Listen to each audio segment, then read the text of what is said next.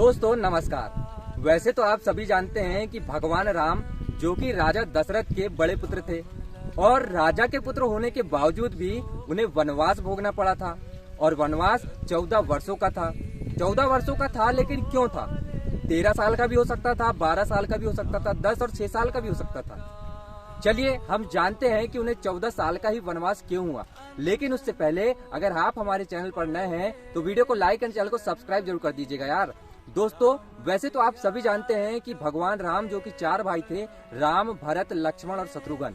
लेकिन भरत और शत्रुघ्न की माता केकई थी जो कि राजा दशरथ से उन्होंने वचन लिया कि राजा आप राम को वनवास दे दीजिए और मेरे पुत्र भरत को राज सिंहासन दे दीजिए। और वचन में केकई ने राजा दशरथ से यह भी मांगा कि आप राम को 14 साल का वनवास दे दीजिए और मेरे पुत्र को राज सिंहासन दे दीजिए। तो राजा बहुत अचंभित हो गए और राजा वचनों से बंधे हुए थे, इसलिए केकई को कहा कि हाँ मैं तुम्हारे इस वचन को पूर्ण करता हूँ। लेकिन दूसरे दिन जब राजा दशरथ ने भगवान राम के समक्ष ये बात कही तो भगवान राम आश्चर्य नहीं हुए और भगवान राम ने राजा दशरथ से कहा कि मेरे लिए तो पिता की आज्ञा भगवान के समान है, इसलिए मैं आपकी आज्ञा का पालन जरूर करूंगा।